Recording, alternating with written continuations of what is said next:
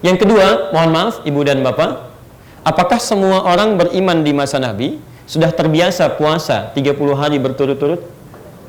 29 sampai 30 hari sudah terbiasa belum? Baik, silahkan cek. Ya, kalau kita buka sejarah, tidak semuanya terbiasa puasa. Ya, yang biasa puasa juga biasanya puasa Senin, Kamis, kan? Ayyamul Bid. Ya, mereka belum terbiasa 30 hari berturut-turut. Tiba-tiba, nggak usah di zaman Nabi lah, zaman sekarang aja ya, turun perintah misalnya, Bapak Ibu belum terbiasa puasa umumnya, kemudian turun perintah, besok puasa 30 hari ya, nggak boleh berhenti, kalau batal ulangi lagi, terus malamnya ada tarawih, ada sholat dan sebagainya. Kira-kira sanggup tidak?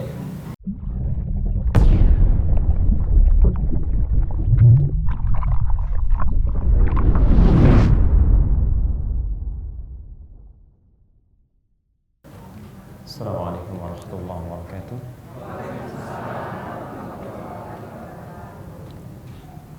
Alhamdulillahirabbil alamin. Wassalatu wassalamu ala Rasulillahil karim wa ala alihi washabbihi ajma'in. Amma ba'd. Fa ya ibadallah, usi nafsi wa iyyakum bi taqwallahi faqad faza al-muttaqun. Fala tamutunna illa wa antum muslimun. Faqala ta'ala ya ayyuhalladzina amanu taqullaha haqqa tuqatih wala tamutunna illa wa antum muslimun. Saudara-saudariku rahimani wa rahimakumullah, alhamdulillah siang ini Rabu 13 Sya'ban 1438 Hijriah kita masih mendapat kesempatan dari Allah Subhanahu wa taala menjalani aktivitas kehidupan kita. Kita bermohon kepada Allah Subhanahu wa taala semoga hari ini kita mendapat bimbingan dari Allah sehingga hari kita saat ini insya Allah bisa lebih baik dibandingkan dengan hari-hari sebelumnya yang telah kita lalui. Terkait dengan pertemuan kita saat ini barangkali menjadi pertemuan terakhir kita sebelum memasuki bulan Ramadan. Ya, belum selesai. Jadi ini pertemuan terakhir kita sebelum memasuki bulan Ramadan. Untuk itu ada baiknya pada kesempatan ta'lim saat ini, sesi ini, kita akan membahas satu materi khusus terkait dengan pembekalan Ramadan kita di tahun ini, sehingga dengan itu diharapkan siang kita tahun ini itu bisa lebih baik daripada tahun-tahun sebelumnya. Kita akan coba manfaatkan karena saya akan berhenti agak lebih cepat barangkali di sesi kali ini. Jadi kita mulai saja pertemuan kita dan kita berharap bisa fokus, mudah-mudahan bisa dibagi pada dua bagian, paparan dan juga mungkin kita bisa diskusi dari beberapa hal yang Bapak Ibu nanti ingin tanyakan. Nanti saya di setengah tiga atau mungkin lebih sedikit, saya mohon kalau diperkenankan lebih awal pamit. Saya harus agak sedikit istirahat dulu ya. Nanti kita coba kondisikan waktunya insya Allah. Baik, mengapa materi ini kemudian menjadi penting untuk kita bahas dan apa korelasinya antara Sya'ban dengan Ramadan terkait dengan pembelajaran persiapan ke Ramadan. Kita ambil materi kita hari ini, Ramadan dalam naungan Al-Quran dan Sunnah Rasulullah SAW.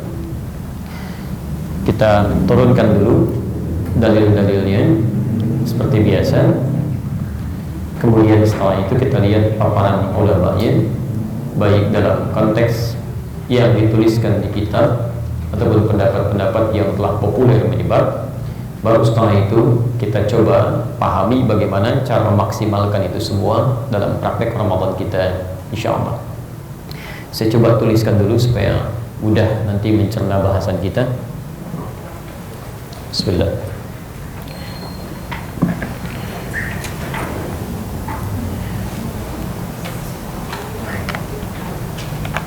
Materi kita hari ini Ramadan dalam naungan Al-Quran dan Sunnah Rasulullah SAW.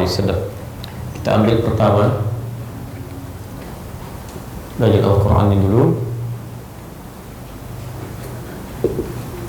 Quran surah ke-2 Al-Baqarah ayat 183 sampai 187.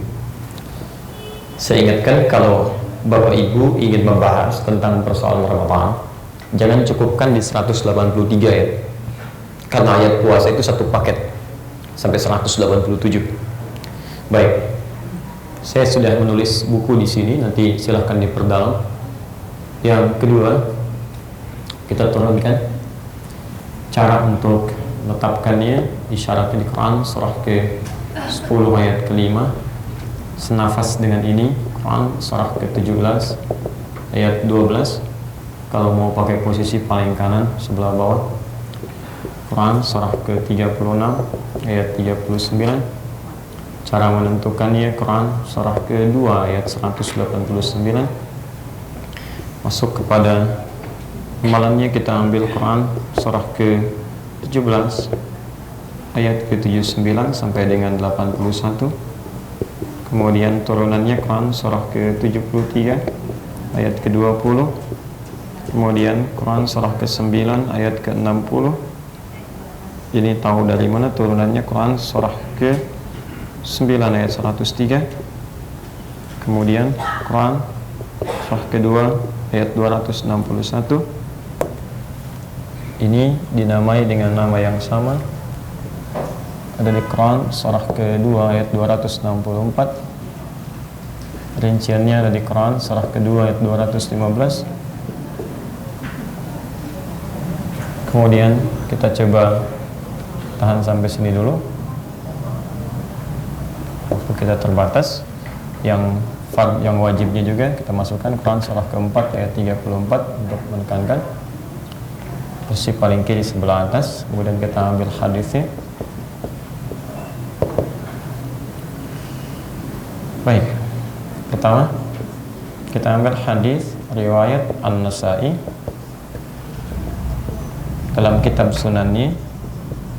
Kalau punya kitabnya, bisa buka jilid ke-6 halaman yang pertama. Kalau ingin dilihat nomornya, nomor hadis 2357. Tafsir ini bisa ditemukan di hadis riwayat Al-Bukhari, nomor hadis 2008 sampai 2012, posisi paling kanan sebelah bawah. Ini dari Sayyidah Aisyah radhiyallahu taala anha. Plus juga ada Umar bin Khattab di sini radhiyallahu taala anhu. Senafas dengan ini bisa ditemukan juga di hadis riwayat Muslim, hadis 1956 dengan riwayat yang sama. Kemudian kita bisa juga teruskan ke hadis riwayat Muslim kembali, hadis 749. Ini riwayat Ibnu Umar radhiyallahu taala anhuma. Kemudian kita bisa turunkan lagi hadis riwayat Abu Daud, hadis 1365. Ini riwayat Ibnu Abbas radhiyallahu taala anhuma. Yang ini adalah riwayatnya Usamah bin Zaid ketika bertanya kepada Rasulullah SAW. Kalau mau dilihat dalam bentuk kitab, misal supaya tidak diduga memahami sendiri, kan, kita kembalikan ke ulama. Satu, kita ambil ulama Syafi'iyah misalnya dalam kitab At-Tawdih,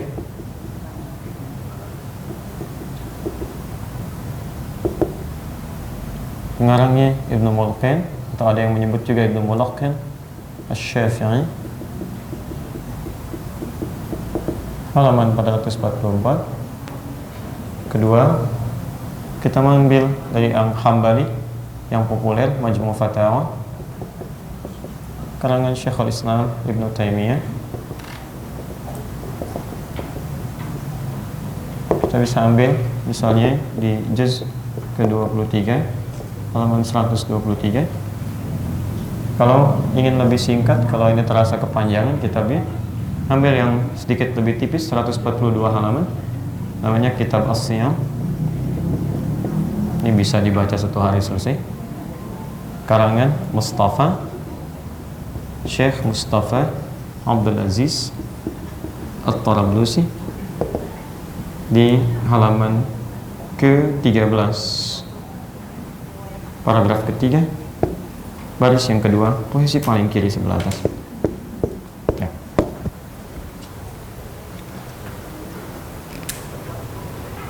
Nah, ini kitab yang terakhir.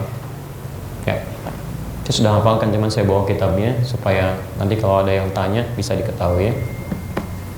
Baik. Ini materi kita hari ini. Baik, pelan-pelan. Sudah? Baik. Kalau sudah saya pulang. Pulang ya. Baik. Baik, kita coba uraikan pelan-pelan ya, karena waktunya terus berjalan. Bismillahirrahmanirrahim. Ibu dan bapak sekalian, saya mulai dengan teori sebentar untuk memahamkan dulu ya, sebelum kita teruskan yang ini. Di dalam syariat Islam, ibadah itu ditugas kita saat tercipta, kemudian turun ke muka bumi. Di antara tugasnya itu untuk beribadah. Quran surah ke-51 ayat 56. Saya enggak tuliskan karena ini fungsi turunan. Wa ma khalaqtul jinna wal insa illa liya'budun. Tidaklah aku ciptakan jin dan manusia, kata Allah, kecuali untuk beribadah kepada Allah. Ini tujuan hidup itu satu, untuk ibadah. Jadi kalau ada orang bernama manusia, kemudian dia hidup beraktivitas, tidak mau ibadah, ada yang salah dengan sisi kemanusiaannya. Sudah sih? Baik, jadi sebetulnya yang non-muslim pun ingin ibadah, cuma dia mencari, gitu kan? Karena itulah Allah turunkan Rasul untuk mengembalikan, menunjukkan dia kepada jalan yang benar, yang baik, sesuai dengan konsep benarnya tuntunan syariat itu. Paham sampai sini? Baik, saya teruskan. Namun demikian, ibadah ini pun mesti diatur. Sebab kalau tidak diatur, orang akan mudah melakukan apapun yang dia inginkan. Maka dibatasilah ibadah dengan apa yang disebut dengan dalil. Tuntunan syariat. Ada dalil, silahkan Anda kerjakan. Tidak ada dalil, tidak perlu repot menunaikan dia. Ya, para ulama mengatakan laulad dalil laqala an-nasu ma yasha. Kalau tidak ada dalil, orang-orang bisa mengatakan apapun yang diinginkan, bahkan bisa mengerjakan apapun yang ingin dilakukan. Maka dari itu penting ada ketentuan, aturan, dan batasan-batasan. Dengan inilah kemudian ibadah menjadi benar ditunaikan. Ya, jadi kalau misalnya ada dalil, kerjakan. Tidak ada dalil, tidak perlu dilakukan. Paham sampai sini ya? Baik, misal sekarang pertengahan Sya'ban. Ya, ada orang-orang yang kemudian malam bangun, kan? Dia menunaikan ibadah dan sebagainya. Kita lihat dalil ada enggak? Dalil ada, kerjakan. Ya, walaupun sifatnya umum, tidak ada, enggak usah dikerjakan. Baik, misal yang menunaikan 100 rakaat, ya kan? Kemudian ada yang sholat 100 rakaat, baca surat ini, surat itu, ya kan? Baik, ada dalilnya enggak? Ada. Dan itu tidak palsu, hati-hati, tidak palsu. Cuman palsu banget, ya. Ya. Jadi itu nggak perlu dilakukan. Baik kan? Fokus. Kalau Anda mau bangun malam, bangun nggak ada masalah. Ya, nanti saya tunjukkan bagaimana para ulama menghidupkan malam-malam Sya'ban. Tapi tidak menyandarkan pada dalil yang bermasalah gitu ya. Baik, jadi nanti kita turunkan. Jadi poinnya adalah kalau Anda mau ibadah, maka gunakan landasan yang benar, ada dalilnya, ada kerjakan, tidak kemudian tidak perlu dilakukan. Paham? Oke, baik, sekarang kita masukkan ke konteks bahasan kita. Kita insya Allah sebentar lagi akan menunaikan puasa misalnya. Di bulan apa? Ramadan. Baik, puasa termasuk ibadah tidak? Masuk ibadah, berarti puasa pun ketika dimasukkan dalam konteks ibadah mesti sesuai dengan konsep awal ini, bingkai dari syariat. Mesti ada apa? Dalil. Maka kita kemudian tanyakan apa dalilnya saat kita akan menunaikan puasa. Baik, maka kita rujuk ke Quran surah kedua ayat 183 sampai 187. 183 sampai 186, posisi paling kiri dari atas sampai bawah. 187 berpindah halaman ke samping satunya lagi. Ada ayatnya? Baik. Ya ayyuhalladzina amanu kutiba alaikumus syiyam kama kutiba alal ladzina min qablikum la'allakum tattaqun. Hei orang-orang yang telah menyatakan dirinya beriman kepada Allah, mulai saat ini diwajibkan atas kalian menunaikan puasa. Sebagaimana diwajibkan ibadah ini pada orang-orang generasi sebelum kalian agar kalian bisa meningkatkan takwa. Jelas ya? Jadi jelas dalilnya ada, khususnya dari Al-Quran. Kemudian nanti ada turunan di sunnahnya termasuk ijma' menetapkan bahwa puasa itu bagian dari ibadah yang mesti dilakukan. Paham sampai sini? Baik. Kalau nanti kita butuh Ustaz itu Quran, hadisnya mana? Banyak hadisnya. Baik ya. Kita ambil, ini saya belum tuliskan di hadis Muslim juga nanti ada. Ketika ayat ini diturunkan, Al-Baqarah 183, Nabi menjelaskan pada para masyarakat, baik kalangan umum ataupun bahkan, mohon maaf, orang Badui sekalipun yang bertanya pada Nabi, itu dijelaskan oleh Rasulullah tentang kewajiban puasa ini. Yang umum bisa ditemukan misalnya di hadis riwayat Muslim di bab Muqaddimah nomor hadis ke-8, posisi paling kiri sebelah atas, riwayat Umar bin Khattab radhiyallahu taala anhu. Ya, kalau Bapak Ibu misalnya belajar Al-Arba'in, ya, hadis 42 hadis dari Imam An-Nawawi, itu ditemukan redaksi yang sama di hadis yang kedua tentang iman, Islam, kemudian ihsan. Ya, ketika bertanya tentang Islam, ya, Nabi menjelaskan Islam itu A, B, C, D dan seterusnya, dan beliau sampaikan lihat kalimatnya, antasyhadu an la ilaha illallah wa anna muhammadar rasulullah wa tuqimus shalah wa tu'tiyaz zakah wa tasuma ramadan. Jadi begitu ayatnya turun, beliau sosialisasikan, kemudian disampaikan oleh beliau di antara bagian dari ibadah termasuk rukun Islam itu puasa di bulan Ramadan. Qur'annya ini, hadisnya ini termasuk ketika beliau sampaikan kepada orang Baduy yang bertanya. Itu ada di hadis riwayat Muslim di nomor hadis yang ke-14, kan, posisi paling kiri sebelah atas dengan redaksi yang cukup berbeda tapi poinnya sama. Jadi intinya pelan-pelan ketika kita akan berpuasa, bagian dari ibadah, dalilnya sudah ditemukan, Quran surah kedua ayat 183. Sebentar, saya ingin pastikan dulu, paham sampai sini? Baik, kalau paham, saya mulai hapuskan sebagian supaya memudahkan untuk penulisannya.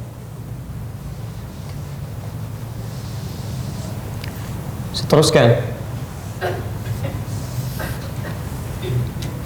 Fokus. Ya ayyuhalladzina amanu kutiba alaikumus syiyam, kan? Diwajibkan atas kalian menunaikan puasa. Saya tulis dulu sebentar ya, sedikit saja untuk memudahkan. Ya ayyuhalladzina amanu kutiba alaikumus syiyam. Baik, ini saya bawakan.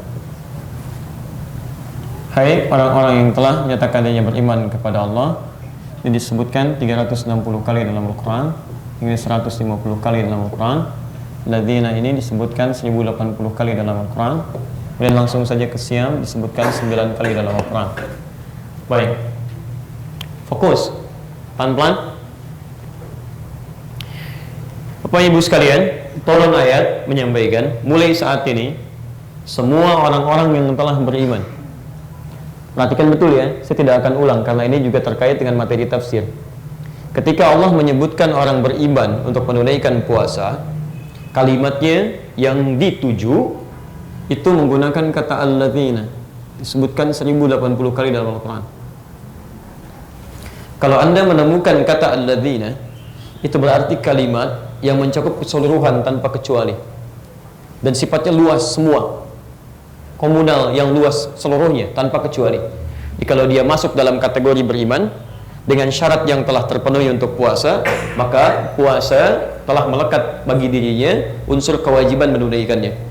Beda dengan man. Kalau man itu personal sifatnya, ya, seorang satu laki-laki saja atau perempuan saja, besar kecil tua muda. Tapi kalau alladzina semua, tidak mencakup orang per orang, tapi semuanya. Jelas di sini? Nah, yang paling menarik begini, yang paling menarik, kalimat panggilan untuk memanggil orang ini puasa itu menggunakan huruf ya depannya. Padahal kata panggilan dalam bahasa Arab itu ada 14 huruf. Tapi di Quran, khususnya juga termasuk ayat ini, selalu menggunakan huruf ya. Ya disebutkan 360 kali. Ini disebut dengan harfun nida namanya, an-nida. Harfun nida, huruf panggilan, seruan.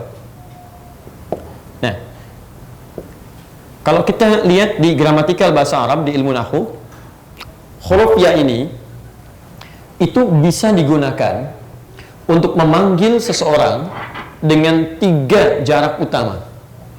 Bisa jaraknya dekat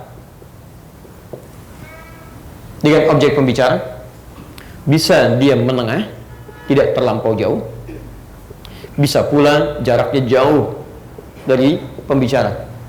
Kalau saya katakan dekat sini misalnya, ya, ada yang bernama Ahmad, saya panggil ya Ahmad pakai ya. Baik.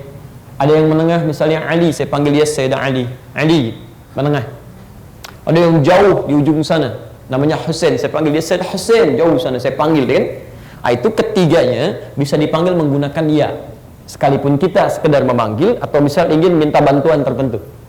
Ini rumus cepat ya, Bu ya, Pak. Kalau nanti umrah atau haji ke Mekah, Anda punya kesulitan, ingin panggil orang Indonesia nggak ada, pakai huruf ya aja, ya, minta tolong. Kalau ada bapak-bapak, misalnya orang Arab laki-laki, panggil aja dengan turunan kata yang baik, semacam Muhammad. Ya, Muhammad, Ahmad, Hamid, Hamuda, Mahmud, Hamdi, panggil aja. Ya. Begitu Anda panggil, ya Muhammad, nengok semua tuh. Nah, itu panggilan kebaikan. Panggilan kebaikan. Nah, sekarang perhatikan. Ini bagaimana cara memahaminya? Hati-hati karena ini agak dalam ya, kajiannya agak dalam. Dan saya sudah uraikan di buku saya. Nanti kalau Anda ada waktu hubungi aja staf saya, ya, atau nanti malam Jumat ke PTM VJS itu biasanya dibagikan gratis. Ya. Kita lihat sini. Ini ada huruf ya dengan fungsi seruan atau panggilan disandingkan dengan iman. Bagaimana cara memahami kalimat ini? Padahal Allah bisa langsung memanggil orang-orang beriman, tapi di sini menggunakan huruf ya. Apa kaitannya? Perhatikan. Ya, para ulama tafsir dan ahli bahasa seakan-akan memberikan gambaran, hei orang-orang yang telah menyatakan dirinya beriman. Terapkan rumus ini. Ya, terapkan rumus ini. Kalau dalam bahasa bebasnya, Allah ingin memanggil semua dengan seruan yang satu tanpa membedakan sama sekali. Hei orang-orang yang telah menyatakan dirinya Allah beriman kepada Allah, sekalipun boleh jadi keimanan kalian saat dipanggil itu berbeda-beda tingkatannya. Ada yang imannya sudah kuat sehingga dekat dengan Allah. Ada yang imannya masih menengah standar. Ya. Ada yang imannya, mohon maaf, sudah begitu lemah, gitu kan? Lemah sehingga jauh dari Allah. Kalau kita uji, subuh dipanggil 4.36 misalnya kan. Kalau yang ini jam 3 dia sudah bangun saking dekatnya dengan Allah. Dia bangun, dia sudah tahajud dulu, dia zikir dulu, kan? Dia berdoa, dia istighfar, kemudian ada panggilan subuh dia sholat. Saking kuatnya. Jangankan sholat fardu, ketinggalan sunnah dia sudah nggak enak perasaan. Yang ini.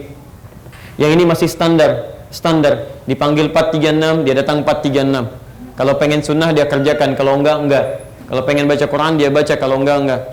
Kalau yang ini lemah, ya kadang-kadang terlampau lemah. Dipanggil 4.36, baru bangun 6.34, tuh kan? Dia juga belum ingat sholat. Hijau. Ya. Tapi yang hebat adalah, yang luar biasa, saat akan dipanggil menunaikan puasa Ramadan, itu oleh Allah panggilannya disamakan, tidak dibedakan. Ya, seakan-akan Allah nggak mau bedakan. Ayo datang sini. Anda yang merasa kuat, jangan merasa hebat.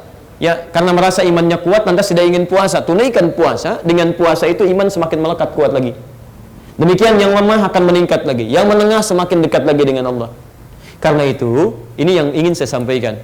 Ini hanya huruf ya, ya. Karena panggilannya menggunakan huruf yang sama. Dan di awal masa puasa, di awal ayat, maka rahmat Allah lewat huruf ini, maksudnya lewat panggilan ini, hati-hati, diberikan kemudian pada orang yang puasa di awal masa Ramadan, sehingga kita bisa lihat nanti saat awal puasa. Jangankan orang paling kuat yang biasa ke masjid, yang nggak pernah sholat pun bisa saf pertama, Pak. Cek di awal Ramadan, awal puasa. Yang nggak pernah ke masjid bisa saf pertama itu. Tapi mohon maaf, bukan berarti saf pertama nggak pernah ke masjid itu ya. Saya ingin tunjukkan bahwa orang semangat menunaikannya di awal-awal. Yang nggak pernah menghafal Quran pun bisa pegang mushaf tiap malam Ramadan. Ya, silahkan dicek. Karena semangatnya muncul, nih poinnya. Ini cuma huruf ya. Dan dibuka di awal Ramadan. Tapi Anda tidak akan temukan huruf ini di pertengahan. Juga tidak di akhirnya. Ini menunjukkan bahwa, mohon maaf, kalau nanti Allah sudah berikan semangat puasa di awal-awal masa, itu rahmat yang tidak mudah mendapatinya. Ambil itu, maksimalkan oleh kita, kuatkan, dan pegang betul sampai akhirnya. Karena tidak sedikit orang yang meninggalkan bekal itu, mulai di awal-awal dia semangat, kemudian dia tinggalkan bekalnya, pertengahan semakin menurun, hingga pada puncaknya. Nanti kita lihat apakah tahun ini terjadi lagi peristiwa itu, atau jangan-jangan Anda yang menjadi pelakunya. Itu yang kita tinggalkan. Ya, awal puasa penuh istiqomah sampai luber keluar, pertengahan mulai muncul kemajuan, kan? Sapnya maju sampai hilang. Ini yang repot. Baik. Nah sekarang Bagaimana supaya kita bisa menjaga kualitas puasa kita, semangat yang sama di awal sampai akhirnya? Ini inti materi yang ingin kita bahas. Baik, saya mulai dulu sebentar untuk menjelaskan lebih jauh. Ayat ini turun kepada Nabi Muhammad sallallahu alaihi wasallam berdasarkan keterangan para ulama, terkhusus misalnya di kitab ini As-Siyam karya Syekh Mustafa Abdul Aziz At-Tarablusi, halaman 13, kan? Paragraf ketiga, baris kedua sampai dengan baris ketiga. Fokus. Didapati keterangan beliau bahwa ayat ini turun pada Nabi Muhammad SAW di hari Senin, tanggal kedua bulan Sya'ban, tahun kedua Hijrah. Artinya fokus 2 tahun setelah Rasulullah SAW pindah dari Mekah ke Madinah. Jadi saat berada di Mekah belum ada kewajiban puasa. Saat pindah ke Madinah di awal tahun belum ada kewajiban puasa. Baru tahun kedua di hari Senin tanggal kedua Sya'ban turun kemudian kewajiban puasa ini. Sampai sini paham? Baik. Sekarang perhatikan, turunnya di bulan Sya'ban, puasanya di bulan apa? Ramadan. Puasanya di bulan Ramadan. Kalau bulan Sya'ban bulan keberapa? 8. Baik. Ramadan bulan 9. Berarti dipahami oleh kita secara cepat, kewajiban puasa yang diperintahkan di bulan Ramadan itu turun perintahnya, wahyunya secara umum, yaitu sebulan sebelum pelaksanaannya. Paham sampai sini? Baik. Sekarang saya berikan gambaran sebagai bandingan. Setiap ada ayat-ayat turun untuk praktek ibadah, itu biasanya ayatnya turun seketika dikerjakan. Ayat turun seketika dikerjakan. Nabi SAW kemudian mendapat perintah dalam peristiwa Isra Mi'raj itu untuk menunaikan salat. Baik begitu, perintahnya turun seketika salat dikerjakan. Bahkan pernah saat beliau menghadap ke Bait Al-Maqdis, kemudian sedang salat, turun ayat Al-Baqarah 144, kan?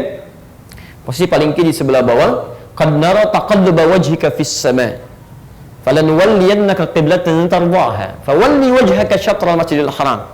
Kami sering perhatikan kau menengadahkan wajahmu ke langit, minta kiblat dipindahkan. Mulai saat ini pindahkan, alihkan kiblatmu ke arah Masjidil Haram. Ayatnya turun, beliau langsung berputar seketika dalam salatnya. Baik, demikian ketika turun ayat tentang zakat. Ya, khudh min amwalihim shadaqah, Quran surah 9 ayat 103. Ayat turun, hukum berlaku. Demikian ketika turun tentang haji dan umrah, sempurnakan, Quran surah 2 ayat 96. Wa atimmul hajja wal umrah. Ayat turun seketika tunaikan. Ya, tapi puasa ini unik. Turunnya bulan Sya'ban, tunaikan bulan Ramadan. Pertanyaannya, ada jeda sekitar sebulan di sini. Padahal mudah bagi Allah mengatakan misalnya, mohon maaf, ya di akhir Sya'ban Allah sampaikan turun perintah besok Ramadan tunaikan puasa. Bisa kan? Tapi kenapa turun kemudian sebulan sebelumnya? Disinilah pentingnya kita melihat satu, hikmah apa yang muncul dari jeda waktu yang diberikan sejak ayatnya turun ini. Dan yang kedua, ini yang paling penting, dari jeda selama sebulan ini, tuntunan apa yang diberikan kepada Nabi Sallallahu Alaihi Wasallam kepada para sahabatnya agar mempersiapkan Ramadan sebulan kemudian. Ini poinnya.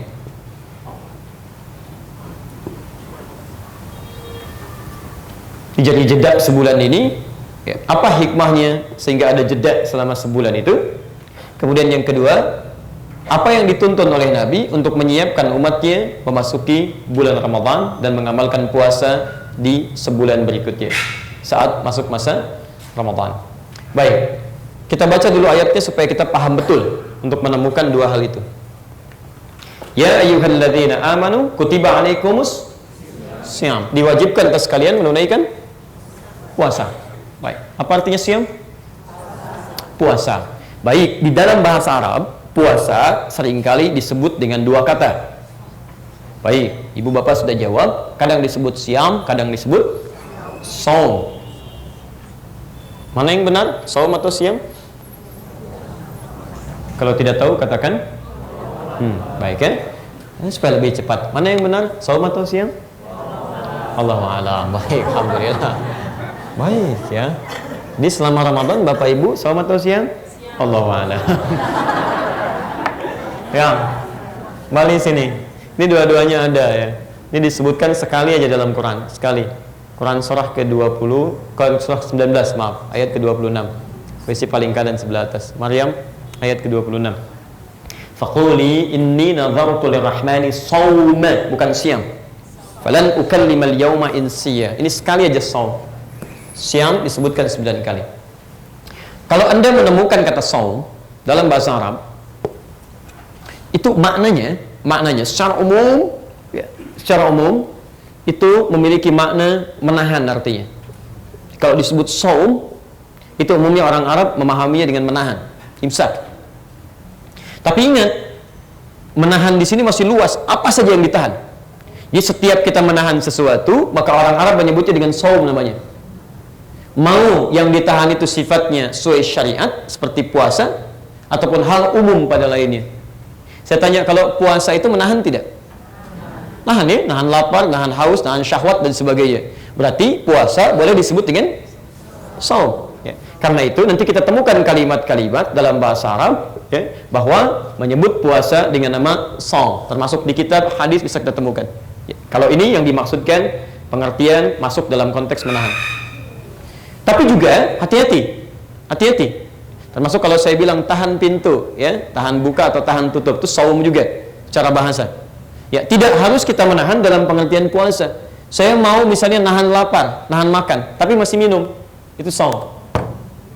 Sebaliknya, saya mau misalnya nggak minum, tapi makan, itu saum. Baik, Maryam alaihissalam, beliau mengandung, melahirkan Isa alaihissalam. Ketika telah melahirkan, berniat untuk pulang ke kampung halaman, ke keluarganya. Ketika akan pulang, beliau mulai merasakan kegelisahan. Ini kalau saya pulang, orang akan mencemooh saya ini. Ya, mulai menuduh saya. Dari mana saya bisa punya anak? Nikah aja tidak. Dia tidak pernah disentuh laki-laki, tiba-tiba bawa anak pulang. Harus jawab apa? Maka mengadulah kepada Allah Subhanahu wa taala, minta petunjuk kepada Allah, apa yang harus saya lakukan? Maka turunlah kemudian firman Allah Subhanahu wa taala pada saat itu sampai diabadikan di Quran, surahnya dengan nama yang sama, Maryam ayat ke-26. Lihat kalimatnya, faquli, katakan Maryam pada dirimu, kuatkan pada dirimu, inni nadhartu lirrahmani shauma. Saat ini saya sedang saum kepada Allah Maha Penyayang.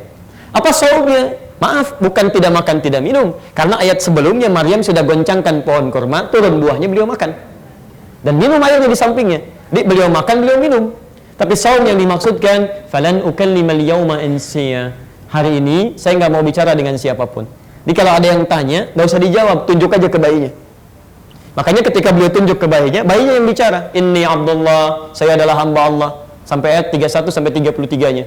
Jadi di antara mukjizat Nabi Isa alaihissalam, beliau bisa bicara sejak beliau mulai dilahirkan. Tapi poinnya, Maryam saat itu sedang saum, tidak bicara pada siapapun. Jadi kalau disebutkan saum, konteks yang menahan dalam pengertian umum. Jelas ya? Baik, Bapak pulang, menemukan istri di rumah, nggak mau bicara. Mama kenapa? Mama sedang saum, nggak mau bicara dengan papa hari ini. Masya Allah. Kok itu bicara? Ini contoh. Masya Allah. Baik. Ya, sudah. Sekarang kalau kita ingin spesifik memahami puasa dalam pengertian syariat, bentuknya ibadah yang tadi ada ketentuannya, ada aturannya, ada hukum-hukumnya, maka kalimat spesifik khusus yang tidak ada tafsiran lain, kalau kita ingin arahkan ke sini, ketentuan puasa yang punya aturan, punya hukum, maka ini, maaf, istilahnya kita gunakan kata as-siyam. Orang Arab menyebutnya as-siyam, spesifik untuk makna ini. Saya ingin tunjukkan pertama betapa detilnya diksi pilihan kata dalam Al-Quran. Silahkan Anda cek, kalau ini diduga bahkan sesuai dengan tuduhan misalnya orientalis bahwa Quran rekayasa manusia, mustahil ada kata-kata seperti ini. Pasti satu ini saum, sana saum, sana saum. Tapi ini Masya Allah, begitu Maryam disebutkan saum, begitu puasa Ramadan diisyaratkan siyam. Jelas ya? Nah, tapi juga kata ini seakan-akan memberikan isyarat ketika ayat ini turunkan bahwa kutiba alaikumus siyam, hei, mulai saat ini kalian puasa ya. Tapi puasanya bukan puasa sembarangan. Puasanya ada ketentuannya, ada aturannya, ada hukum-hukumnya yang sesuai dengan syariat Islam, membedakan dengan puasa-puasa yang lain. Maka orang mulai bertanya, ya Rasulullah, bagaimana tentang hukum puasa itu? Kalau saya sakit bagaimana? Masih boleh puasa enggak? Kalau saya sedang di jalan, bagaimana puasanya? Kalau saya nggak sanggup puasa, berlaku nggak kewajibannya? Apakah sama puasa kita dengan puasa orang Yahudi? Apakah sama puasa kita dengan puasa orang Nasrani? Maka disitulah kemudian turun ayat 184-nya, turun ayat 185-nya, sampai dengan 187-nya untuk menyampaikan jawaban-jawaban tadi. Dan itu butuh waktu untuk menerangkan kepada masyarakat yang mulai mendapatkan perintah puasa ini. Maka dari itulah ayat ini diantara hikmahnya turun 1 bulan sebelum pelaksanaannya agar bisa menerangkan tentang persoalan-persoalan atau ketentuan-ketentuan aturan terkait dengan Ramadan. Paham sampai sini? Baik. Yang kedua, mohon maaf Ibu dan Bapak, apakah semua orang beriman di masa Nabi sudah terbiasa puasa 30 hari berturut-turut? 29 sampai 30 hari sudah terbiasa belum? Baik, silahkan cek. Ya, kalau kita buka sejarah, tidak semuanya terbiasa puasa. Ya, yang biasa puasa juga biasanya puasa Senin, Kamis, kan? Ayyamul Bid. Ya, mereka belum terbiasa 30 hari berturut-turut. Tiba-tiba, nggak usah di zaman Nabi lah, zaman sekarang aja ya, turun perintah misalnya, Bapak Ibu belum terbiasa puasa umumnya, kemudian turun perintah, besok puasa 30 hari ya, nggak boleh berhenti, kalau batal ulangi lagi, terus malamnya ada tarawih, ada sholat dan sebagainya. Kira-kira sanggup tidak? Mungkin sanggup dijalani, tapi berat rasa bebannya untuk dilalui.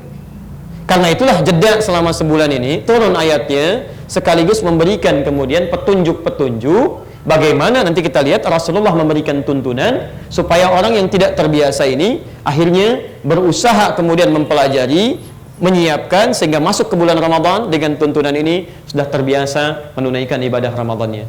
Paham sampai sini? Baik, sekarang kita keluarkan apa tuntunannya yang Nabi spesifik ajarkan di bulan Sya'ban ini. Kemudian setelah itu baru kita siapkan menu amalannya. Dengan itu kita coba tunaikan sehingga masuk Ramadan kita sudah siap mengerjakannya. Sepakat sampai sini? Nah, harus Nabi aja mengajarkan, sahabat sepakat, tabi'in sepakat, ulama sepakat, kan? Antum sahabat bukan, tabi'in bukan, ulama bukan, nggak sepakat. Antum siapa sebetulnya? Oke, di sini. Baik ya? Lihat tadi, ya Rasulullah, ini kalau saya sakit bagaimana? Ya Rasulullah, kalau saya perjalanan bagaimana? Ya Rasulullah, malamnya puasa juga atau enggak? Dan sebagainya. Berarti ada sesuatu perasaan yang ingin dibuka terlebih dahulu supaya kesulitan-kesulitan menjadi lebih ringan. Rasa penasaran terbuka. Jadi kalau saya mau ke Masjid Istiqomah pertama kali, saya tanya, di mana Masjid Istiqomah? Di sini. Biasanya kalau Anda datang ke tempat pertama kali atau menerima sesuatu, kan sudah suka ada perasaan dalam hati yang belum terbuka, kan? Ini nanti yang nerima bagaimana ya? Keadaan masjidnya bagaimana ya? Termasuk Anda masuk ke kantor misalnya pertama kali ingin dapat perintah, pasti ada perasaan tertentu tuh di hati. Ya, bagaimana pekerjaan saya hari ini? Seperti apa memulainya dan sebagainya. Nah, kalau Anda mendapati situasi demikian, kemudian hati kita ingin dilapangkan dan mendapat penjelasan supaya lapang, tenang, nyaman, nah itu bahasa Arabnya disebut dengan rahaba namanya. Rahaba. Ya, ini bisa dibaca rahiba, bisa dibaca rahaba. Fokus. Sesuatu yang lapang, tenang, nyaman. Kalau Anda ingin berusaha membuat sesuatu jadi lapang, tenang, terangkan ke orang supaya ngerti, begitu ngerti lapang hatinya. Dan dia jalani. Sampaikan sehingga ringan kesulitannya. Maka usahanya dalam ilmu bahasa Arab tambah tak di depan huruf ini, depan kalimat ini. Tambahkan tak begini. Kalau taknya ditambahkan, maka pasangannya, ya, penyandingannya huruf ya itu mesti ditambahkan juga salah satunya. Ya, tak ditambahkan, ya ditambahkan sebelum huruf terakhir. Di sini posisinya. Ya. Jadi kalau saya turunkan ta, kemudian ra, ha, kan? Kemudian ya, kemudian ba begini. Ta ini kalau sudah masuk, maka harakat yang di sini ini pindah ke sini ke ta. Saya pindahkan ke sini begini. Yang ini jadi mati gini. Kan? Ini karena ada ya, umumnya huruf sebelum ya itu selalu kasrah. Umumnya kasrah. Ya, kan? Biasanya kalau ada huruf sebelum ya, secara umum itu kasrah. Maka ha ini harakat fathah turun menjadi kasrah ke bawah. I. Kasrah itu apa harakatnya? I, ya tipis. I, ya, I. Pecah ke bawah. Ini yang mati. Tarhib. Tarhib. Deh? Baik. Jadi kalau kita mendengar istilah tarhib, artinya usaha untuk menerangkan, menjelaskan, memberikan kenyamanan pada orang lain sehingga hilang perasaan-perasaan gundah yang dirasakan sebelum mengerjakan satu hal yang boleh jadi akan dilaksanakan. Paham sampai sini? Dari sini maksud saya sering kita dengar istilah tarhib Ramadan. Pernah dengar? Tarhib Ramadan. Di bulan apa itu? Kalau tidak tahu katakan. Baik. Di bulan apa? Sya'ban, mustahil Rajab. Mustahil. Bulan Rajab mau bikin tarhib. Ya, orang bilang itu kejauhan. Pasti Sya'ban, pasti Sya'ban. Silahkan cek. Setiap bulan Sya'ban Anda buat tarhib Ramadan, tarhib Ramadan. Apa itu tarhib? Tarhib itu bukan acara rame-rame. Bukan acara formalitas, bukan. Tapi tarhib itu asalnya adalah usaha untuk bisa menerangkan tentang aturan-aturan Ramadan, ketentuan-ketentuan Ramadan, hukum Ramadan, sehingga sudah nyaman kita ketahui, nyaman kemudian kita terima, yang dengan itu mudah kita menjalani Ramadan. Jelas ya? Baik, jadi sebetulnya ini sunnah Bu, Pak, ya, supaya saat Ramadan ini kita pelajari semua hukum terkait dengan Ramadan. Itu yang disebut dengan tarhib. Jadi kalau orang sudah tarhib Ramadan, begitu sampai ke Ramadan dia tidak pusing dengan aturan Ramadan lagi. Nggak akan ada banyak pertanyaan tentang masalah ibadah karena semua itu sudah diselesaikan di bulan Sya'ban.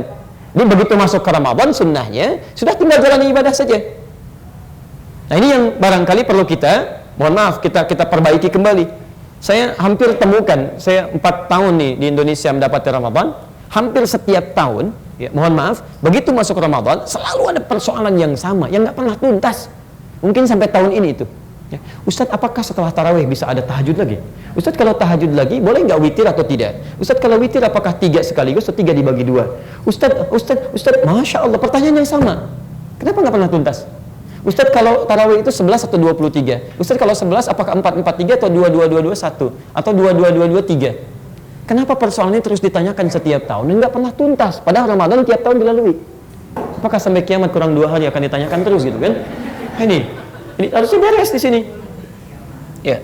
Makanya orang akan katakan, termasuk Anda masuk ke sini, kalau dapat penjelasan, ini keterangannya, Masya Allah. Maka orang Arab akan mengatakan setelah tenang, setelah nyaman dia katakan marhaban.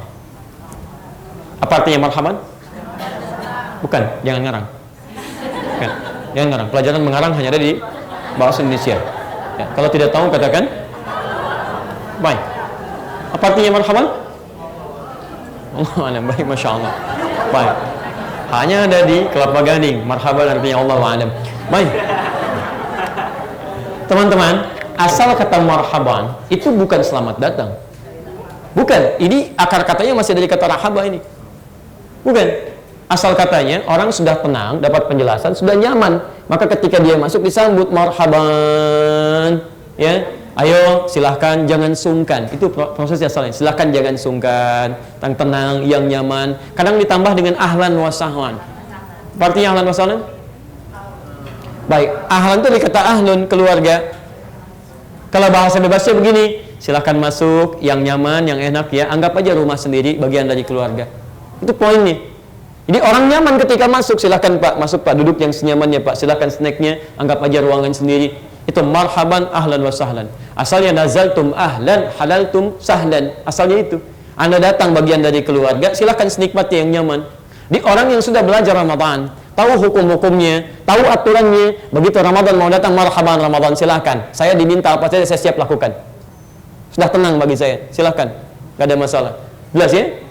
Nah, jadi kalau orang-orang kemudian mengikuti tarhib, harusnya ketika masuk Ramadan dia sudah nggak mengeluh lagi karena sudah paham dengan semua hukum. Jadi kalau misalnya Anda sudah masuk Ramadan tapi masih bertanya juga misalnya, masih mengeluh, berarti ada tarhib yang belum sempurna di situ. Itu yang kemudian kita coba majukan untuk kita pelajari sehingga insya Allah mudah-mudahan Ramadan tahun ini lebih baik dari tahun sebelumnya ya. Baik, tidak cukup dengan amin, kita pelajari dulu dan kita manfaatkan dengan lebih baik. Baik, agak cepat. 1. Bismillah.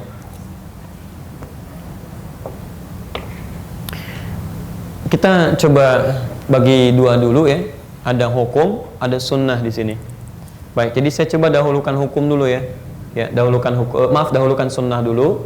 Hukum nanti saya coba sesuaikan dan saya bawa kitabnya juga nanti. Ya, di sini juga ada di halaman ke-18, nanti kita coba lihat lebih jauh.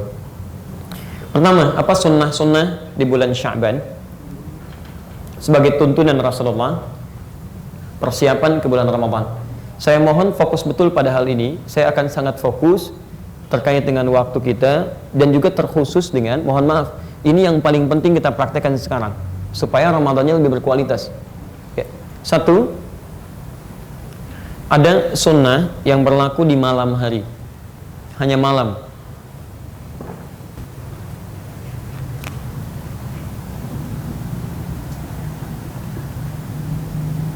Dan ada sunnah yang berlaku di siang hari. Dan ada sunnah yang tidak dibatasi dengan siang ataupun malam. Keduanya. Ini poinnya. Hati-hati ya, fokus. Jadi ada sunnah di malam hari, ada sunnah siang hari, ada sunnah tidak dibatasi dengan siang ataupun malam, tapi berlaku di keduanya. Ini sangat penting untuk menentukan ke Ramadan kita. Saking pentingnya, ini tintanya pun tidak mampu menuliskannya lagi. Oke. Baik, kita langsung cepat saja mulai. Saya ingin mulai dari yang paling pertengahan dulu, ibadah di siang hari, yang ini. Fokus. Kita mulai di hadis riwayat Al-Bukhari dulu. Nomor hadis kita ambil yang selain yang ini dulu nih, ada salah satunya yang di 1833. Ambil yang ini dulu. Nanti contoh ini contoh terakhir untuk malam. Ini belum saya tuliskan, 1833. Ambil yang ini. Mungkinlah. Redaksi yang ini ditemukan juga di hadis Muslim, hadis 1956. Ya. Saya ulangi. Ini tadi belum saya tuliskan. Ambil yang 1833, ini nanti untuk amalan malamnya. Yang ini. Ini untuk yang siang. 1833 di hadis Muslim, hadis 1956. Baik. Keterangan Sayyidah Aisyah radhiyallahu taala anha. Perhatikan kalimatnya. Ya. Bima makna ma ra'aitu Rasulullah sallallahu alaihi wasallam. Saya enggak pernah lihat Rasulullah sallallahu alaihi wasallam, haqqallah. Istakmala Ramadan, istakmala siyamahu, menyempurnakan puasanya illa Ramadan, kecuali di bulan Ramadan. Jadi Sayyidah Aisyah tidak pernah melihat Rasulullah puasa penuh selama sebulan, begitu sangat baik, ya. Kecuali kata beliau, saya lihat di bulan Ramadan, di penuh puasanya, sempurna. Nah, yang menarik kalimat selanjutnya, wa ma yakfulu siyamahu minhu fi Sya'ban. Dan saya tidak pernah melihat beliau memperbanyak puasa sunnahnya kecuali di bulan Sya'ban. Sya'ban ini perbanyak puasa. Ini poinnya. Ini bisa didapatkan di Al-Bukhari nomor hadis 1833, termasuk di hadis Muslim hadis 1956. Di sunnah yang pertama yang diajarkan Nabi, kesaksian Sayyidah Aisyah, juga dipraktikkan oleh beliau, adalah ketika masuk Sya'ban di siang harinya sunnah Nabi perbanyak puasa. Jelas sampai sini?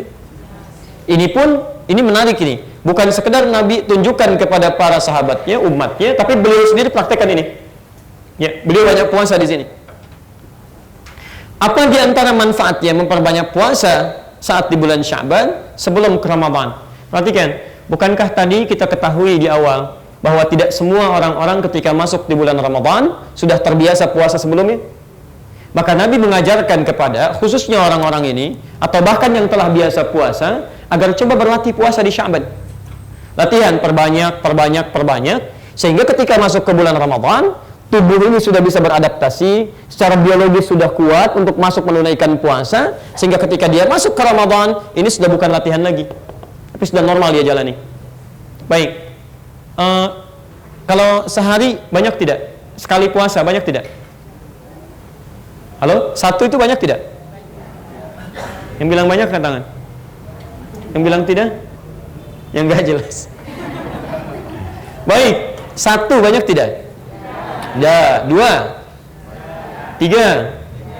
Masya Allah. Sunnahnya tadi apa? Perbanyak puasa. Sekarang perhatikan, kalau ada redaksi perbanyak, ini dalam hukum, dalam fikih itu bisa relatif sifatnya. Tergantung siapa yang menunaikannya. Bagi Anda 1 sedikit barangkali, tapi bagi yang nggak pernah puasa, 1 itu bisa panjang, Pak. Sebanyak. Nahan-nahan nggak pernah puasa, tidak sedikit mungkin yang pertengahan dia tiba-tiba batal dan sebagainya. Ya, jadi ketika kita akan praktekkan ini, kita bisa ukur diri kita, tidak harus samakan dengan orang lain. Terkhusus cek ke rumah, coba dilihat. Barangkali Anda biasa puasa, bahkan puasa Nabi Daud. Sekarang puasa, besok tidak, lusa puasa, selanjutnya tidak. Tapi kan anak Anda belum tentu. Dan apalagi kalau misalnya adiknya sudah mulai balik sekarang, maka Ramadan tahun ini bukan latihan lagi, sekarang sudah praktek. Maka mulailah di Sya'ban, biasakan dia puasa. Masya Allah. Jangan dipaksa ya, perbanyak, mulai sehari dulu. Ya, besok Kamis misalnya kan, Masya Allah, puasa. Dan Anda pun kalau bisa sekeluarga puasa, supaya dia tuh terstimulus. Ya, dia semangat tuh puasa. Bapaknya puasa, ibunya puasa, anaknya puasa. Mulai latihan. Dan Masya Allah, ibu pun kalau sedang libur misalnya, ada masa haidnya, nggak apa-apa. Ya, Anda makannya diatur, tahan, untuk menunjukkan bahwa menghargai si anak yang sedang puasa. Cari ruangan tertentu, waktu tertentu. Ya, jadi begitu si anaknya misalnya berusaha, belum tentu dia final sampai dengan ke maghribnya. Begitu zuhur dia buka, mau buka, karena masih tahap latihan, nggak apa-apa. Ya nak, Masya Allah. Apresiasi dia, Pak. Puji dia. Ya, puji kepada Allah Subhanahu Wa Taala, tunjukkan kepada dia. Nah, Masya Allah, Alhamdulillah ya. Dulu, mama waktu seusia kamu nggak bisa sampai zuhur begini. Kamu sayang bisa bertahan sampai jam 1, Masya Allah, pintar anak papa ya. Besok sampai asar ya. Masya Allah. Besok dia coba lagi sampai asar. Besoknya lagi sampai maghrib. Masya Allah. Begitu sampai dia ke masa maghribnya, tambah lagi Ramadan, dia sudah tidak mengeluh. Itu poinnya. Barangkali ada yang baru masuk Islam juga, belum terbiasa puasa gitu kan. Anda bisa latihan saat ini. Ya. Tanya kawan Anda, dekati, bimbing dia, mulai puasa sehingga bisa terbiasa dengan ini. Masuk Ramadan, dia sudah bisa menunaikan dengan baik sampai sini. Paham ya? Baik. Saya punya pengalaman spesial yang ini nih. Saya sekitar 3-4 tahun lalu ke Kalimantan Timur. Ya, kemudian memberikan tausiah pada masyarakat. Ada yang menangis, yang macam-macam. Tiba-tiba ada preman tobat, Pak. Datang, betul, nyampaikan persis di hadapan kita. Ya, jadi begitu menyampaikan, Ustaz, saya ingin berubah lebih dekat dengan Allah. Saya sudah berusaha mendekat kepada Allah. Pertanyaan saya dulu banyak meninggalkan puasa, Ustaz. Apakah saya sekarang harus mengqadha? Saya bilang, ya, mulai berusaha untuk mengqadha puasa. Baik Ustaz, Alhamdulillah saya telah berhasil menunaikan 3 kali qadha kemarin. Masya Allah, bagus, saya bilang. Ya, duhur saya sudah buka katanya. Duhur saya buka. Dia pikir dia bisa mulai sampai siang buka, dianggap setengah gitu kan. Jadi besoknya lagi setengah, digabungkan 1 gitu kan. Sekali lagi setengah gitu kan. Nah, jadi ini ada sesuatu yang perlu disampaikan. Tapi poinnya juga ada orang-orang yang memang belum terbiasa mengerjakan itu. Walaupun mungkin dia sudah masuk dalam tahap yang cukup balik menunaikannya. Jelas ya? Baik. Jadi mohon izin, sekarang tanggal berapa? La haula wala quwata illa billah. 13 Sya'ban. 13 Sya'ban. Sedangkan puasa tanggal berapa? 1 Ramadan. 1 Ramadan gitu kan? Jadi ada berapa hari ke Ramadan? Sekitar 16 hari ke Ramadan. Sekitar 16 hari karena 29 Sya'ban itu terakhir. Tinggal ditentukan maghribnya apakah besoknya 1 atau tanggal 30-nya. Baik. Tapi insya Allah tahun ini kita nggak akan mendapati perbedaan. Semua akan sama, puasa ditunaikan. Berita baik dari Sabang sampai Merauke. Insya Allah untuk tahun ini. Jadi ada siklus setiap beberapa tahun itu Ramadannya akan sama termasuk Idul Fitrinya. Termasuk berita baik, alhamdulillah tahun ini semua di Indonesia akan sama, tidak akan berbeda. Puasa akan ditunaikan 1 Ramadan 1438 Hijrah bertepatan dengan 27 Mei 2017 hari Sabtu. Ya, akhir Syabannya terjadi di hari Jumat bertepatan dengan 26 Mei. Kemudian di maghrib ketinggian hilal sudah di atas 2 derajat, bahkan tinggi sekali, 8 derajat plus 8 derajat 22 menit 59 detik. Jadi sudah di atas 2 derajat. Dan ini mustahil kalau secara hitungan, ya mustahil ini bisa kemudian berbeda untuk menunaikan puasa besoknya. Kecuali yang Anda yang menggunakan misalnya Pasang surut air laut, tingginya berapa, bulan berapa, atau malamnya mimpi, besoknya puasa gitu kan. Itu yang repot. Nah, jadi ini latihan dulu ya, paham ya?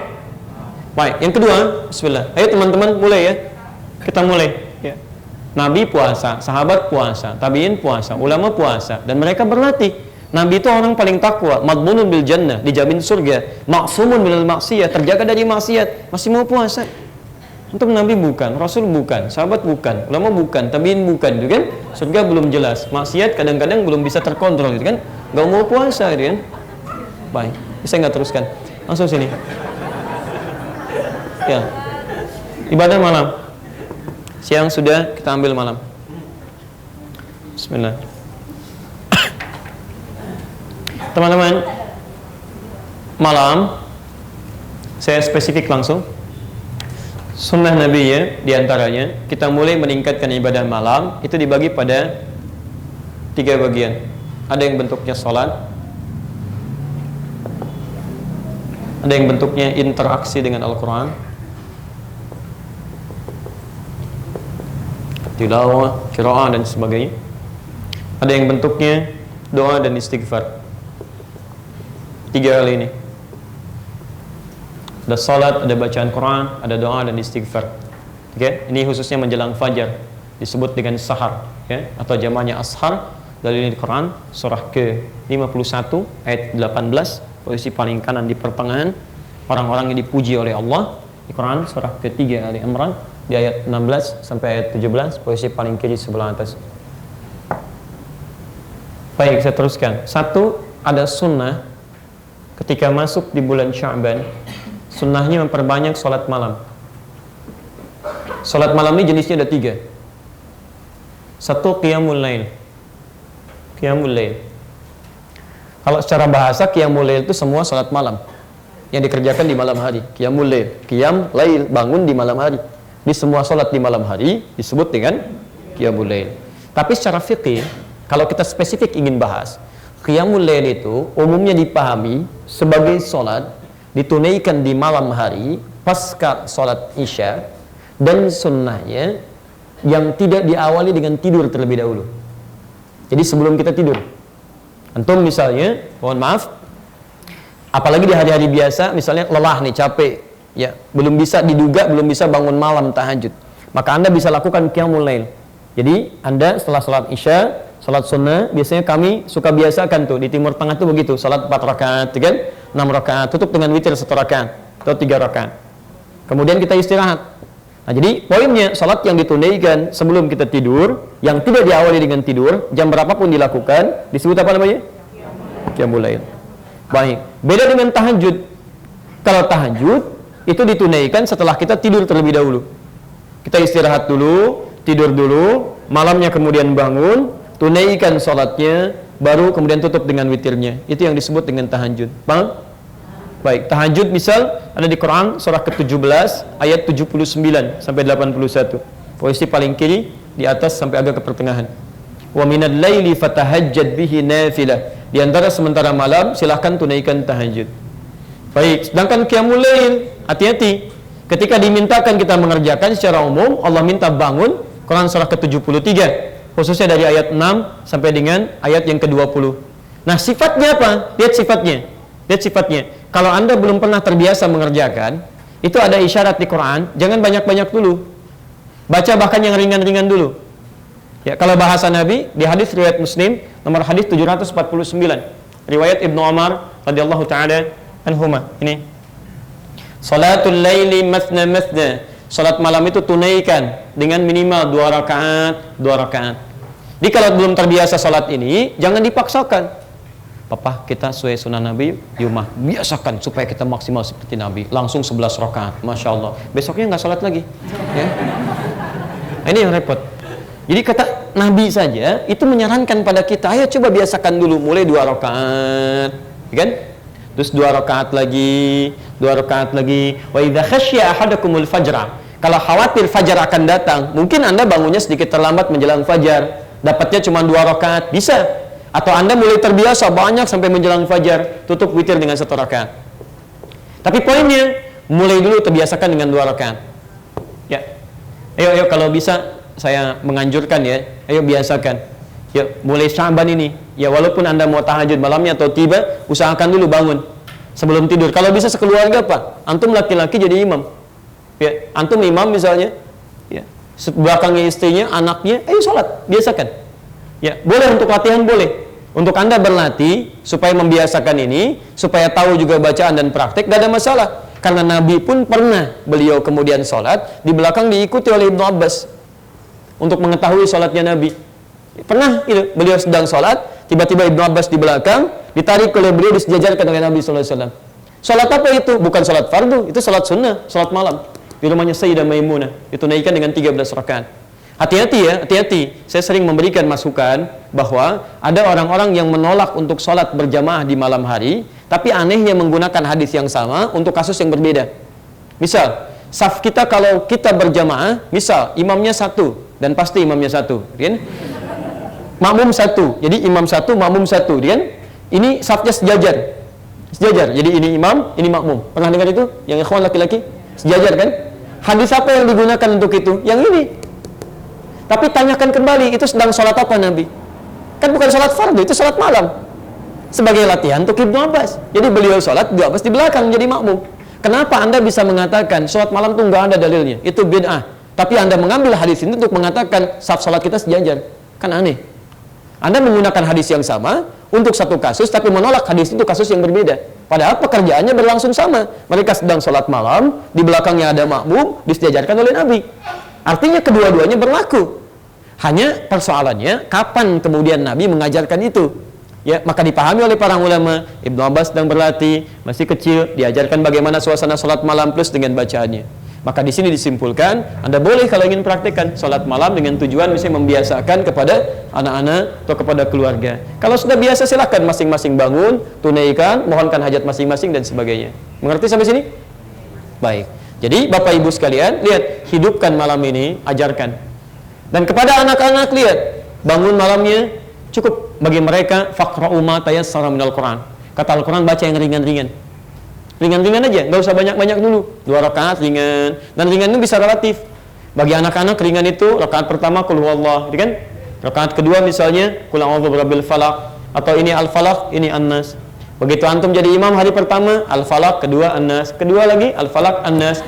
Besoknya anaknya tanya, "Pah, kok al-falaq melulu sama an-nas?" Berarti yang nanti Bapak tambah 4 rakaat ya. Ad-duha dengan alam nasyrah. Selanjutnya 3 dan 4-nya al-falaq, an-nas. 2 hari berikutnya 4 rakaat. Tutup dengan witir. Naikin lagi. Bisa relatif. Kalau Nabi, ya seringan-ringannya Nabi 100 rakaat. 100 ayat, maaf, 100 ayat. Rakaat pertama. Betul. Pernah Hudzaifah al-Yamani, Al-Mughirah bin Syu'bah, Abdullah bin Mas'ud datang kepada Nabi, kepada Sayyidah Aisyah. Di Al-Bukhari nomor hadis 2008 sampai 2012. Ini suasana ini nih yang dihidupkan. Ya, kata mereka, kaifa kanat salatu Rasulullah sallallahu alaihi wasallam? Bagaimana salat malamnya Rasulullah sallallahu alaihi wasallam? Kata Sayyidah Aisyah, jangan ditanyakan bagaimana bagus dan panjangnya bacaan beliau. La tas'al an husnihinna wa thalihinna. Penasaran dari situ, berapa malam berikutnya diikuti salat di belakang Nabi. Masya Allah. Ternyata luar biasa. Rakaat pertama bacaannya tuh indah, khusyuk, tenang, nyaman, kan? Enak bacaannya itu. 100 ayat kata Hudzaifah al-Yamani. Rakaat pertamanya itu 100 ayat. Jadi kalau berhenti beliau di ayat tertentu terkait dengan doa, beliau berdoa dulu. Ayat surga, beliau memohon kepada Allah supaya umatnya masuk surga. Neraka supaya dijauhkan dari neraka. Itu indah sekali. Kadang-kadang kata Abdullah bin Mas'ud pernah lewat daripada itu. Jadi begitu mengimami rakaat pertamanya 100 ayat Al-Baqarah lewat sampai ke Ali Imran. Al-Baqarah 286 ayat, Ali Imran 200 ayat. Dikira Abdul Mas'ud akan ruku, ternyata nyambung ke An-Nisa. An-Nisa 176 ayat, 5 juz 4 halaman. Di rakaat pertamanya ringannya Nabi bisa 5 juz 4 halaman. Besoknya ketiganya nggak ikutan lagi. Ya. Dan bukan capek, ini sudah biasa mereka. Kata Ibnu Mas'ud, ya, saya khawatir selalu berprasangka menduga kapan rukunya ini, yang ini atau yang sebelumnya, yang ini atau yang ayat mana, supaya beliau bisa mengambil itu sebagai sunnah ketika menjadi imam. Karena sering menebak, akhirnya beliau memilih untuk memisahkan sholat di malam-malam berikutnya untuk mengambil kebiasaan sholat dari ajaran Nabi. Tapi poinnya, beliau itu tenang, nyaman. Bahkan setiap 2 rakaat berhenti dulu, duduk sejenak, beliau bacakan, Masya Allah, Allahumma innaka afu tuhibbul afwa fa'fu anni. Jeda, baca lagi, jeda, baca lagi. Sesuatu yang dikerjakan dengan tenang, nyaman, bahkan ada jeda untuk rehat sejenak, itu sifatnya disebut dengan tarwihah. Saya ulang, tarwihatun, gini.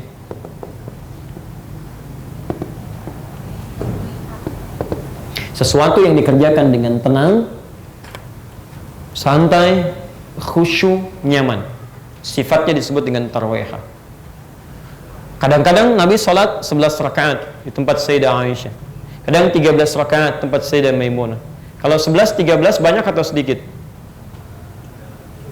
Banyak, ya, baik. Kalau banyak itu disebutnya jama' atau tunggal? Jama', baik. Kalau jama', maka ini kita jamakkan katanya dari tarwihah menjadi tarawih. Di tarawih itu jamak dari kata tarwihah. Di tarawih itu bukan nama salatnya, tapi nama sifat salatnya. Di kata para sahabat, salatnya Nabi itu tarawih. Maksudnya beliau tunaikan dengan tenang, nyaman, khusyuk, bagus, ada jeda untuk berdoa. Ini yang disebut dengan tarawih. Ya, di Nabi itu Masya Allah, Nabi Rasul saking tarawihnya 11 rakaat itu kadang-kadang sampai mau subuh tuh tunaikan ini 11 rakaat. Antum Nabi bukan, Rasul bukan, tarawih 23 rakaat Pak, 7 menit, Allahu Akbar, Allahu Akbar, Allahu Akbar, Allahu Akbar. Nah, itu bukan tarawih namanya. Karena itu sebelum kita masuk ke bulan Ramadan, kita hidupkan dengan qiyamul lail. Karena umumnya nanti saat Ramadan akan meningkat ibadah malam. Khususnya ada yang sholat, ada sholat yang umumnya dikerjakan oleh orang itu pasca sholat isya dan sunnahnya. Sholat apa itu? Ini. Umumnya ini. Walaupun ada yang mengerjakan di malam harinya, tapi umumnya orang kerjakan ba'da isya, dari mulai kemudian setelah sholat sunnah isya, kemudian kerjakan sholatnya. Nah, kalau nggak pernah terbiasa mengerjakan itu, nanti akan turun naik tuh, nggak stabil. Tapi kalau Anda sudah mulai dari Sya'ban, Anda bangun, tunaikan, tubuh kita sudah beradaptasi, maka Masya Allah, begitu selesai Isya, Anda sudah otomatis tuh tunggu sholat berikutnya. Teruskan, ada kenikmatan dijalankan di situ. Bahkan itu jadi modal untuk mempertahankan sampai ke pertengahan, sampai akhirnya. Termasuk, mohon maaf, kalau Anda terbiasa bangun malam, tunaikan tahajudnya, maka Masya Allah, khususnya 10 hari terakhir, ada satu malam yang banyak diburu, bahkan oleh Nabi SAW, sampai-sampai mereka menghidupkan malamnya, ya, jadi beristirahat di siangnya, malamnya mereka hidupkan demi untuk mendapatkan kemuliaan malam itu. Ya, apa namanya? Lailatul Qadar. Ya, kapan munculnya Lailatul Qadar? Yang paling singkat malam, bukan siang. Laila itu artinya malam. Laila itu malam, Lailatul Qadar, malam al-Qadar. Jadi bukan siang. Laila malam. Laila, layali, Lail, Leli, Laila itu malam.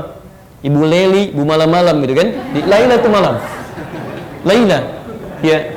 Untuk itu, kenapa penting berlatih ini? Ya. Kenapa penting berlatih ini? Anda hidupkan malamnya. Disilahkan bangun, sholat, dimulai-mulai Sya'ban, malam-malam Sya'ban bangun silakan. Mau awalnya kita sudah ke pertengahannya sekarang. Hati-hati, makanya kalau para ulama sudah masuk ke pertengahan Sya'ban, apalagi menjelang akhirnya itu semakin meningkat mereka amalannya untuk membiasakan diri. Ya, silahkan Anda baca Quran, zikir, tingkatkan sholat, tahajud, qiyamul lailnya dan sebagainya. Makanya Syekhul Islam Ibnu Taimiyah dalam kitabnya Majmu' Fatawa, juz ke-23, halaman 123, itu menyampaikan Masya Allah, termasuk di At-Tawdi ini, halaman 444. Itu para ulama itu berlomba menghidupkan malam-malamnya. Ya, apa yang mereka kerjakan? Sholat-sholat ini. Dia menghidupkan amalan-amalan sunnah, bukan bikin sholat baru, bukan. Jadi mereka bangun, tunaikan tahajudnya, tunaikan qiyamul lailnya, dan hidupkan malam dengan baca Al-Quran. Mereka hidupkan ini salah satunya sebagai persiapan menuju bulan Ramadan. Ya, ini tidak mudah Pak Ibu melahi itu. Tidak mudah demi Allah saya katakan. Nanti kalau orang nggak biasa dengan ini, dia mulai menurun. Apalagi nanti 10 hari terakhir, kalau saya lihat agak beda antara di Timur Tengah dengan di Indonesia. Ya, saya sempat agak lama tinggal di Timur Tengah. Begitu pulang ke sini, biasanya agak lain. Biasanya kalau di sana, mereka Ramadan itu misal 30 hari. Itu umumnya akan memaksimalkan pekerjaan 20 hari pertama untuk ngambil cuti 10 hari terakhir. Ya, jadi begitu 10 hari terakhir, mereka akan buru. Karena ini nggak setiap hari datang, setiap malam tiba. Jadi mereka akan siapkan, maksimalkan 20 hari pertama, 10 hari terakhir, mereka kemudian ambil cuti, maksimalkan untuk i'tikaf. Ya, ada berkumpul di Masjidil Haram, Masjid An-Nabawi, masjid-masjid lainnya, untuk mengejar ibadah-ibadah tadi. Makanya mereka selesaikan. Ya, saya punya kisah yang sangat menarik ini, luar biasa. Keluarga saleh suaminya pengusaha apa, ya, tapi masya Allah, ya itu punya niat yang sangat mulia, punya target dengan istrinya berdiskusi, ya saya nanti mau itikaf, saya selesaikan pekerjaan saya 20 hari pertama, saya ambil itikaf, target saya bisa menghafal 3 juz Al-Quran, masya Allah, dalam 10 hari.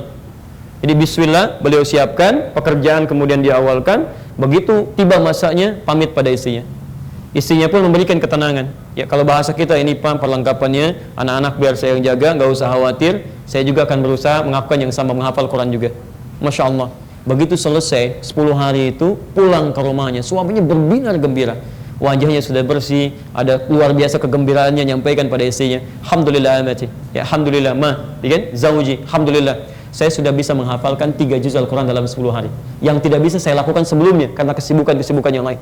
Istrinya dengan tersenyum menyambut suaminya dan tidak sepatah kalimat pun keluar dari lisannya karena dia sudah bisa menghafalkan Quran 30 juz dalam 10 hari. Dengan izin Allah Subhanahu wa taala. Ini luar biasa.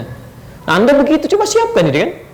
Ya, apalagi yang mau kita lakukan? Ramadan tahun kemarin banyak bolongnya. Ramadan sebelumnya banyak bolongnya. Dikasih Ramadan sekarang lagi, kita nggak manfaatkan juga. Antum butuh berapa Ramadan lagi? Hai kita mulai gitu kan? Ya kita boleh manfaatkan. Ya suatu saat kan kita akan pulang gitu kan. Saat akan pulang, bekal apa yang mau dibawa?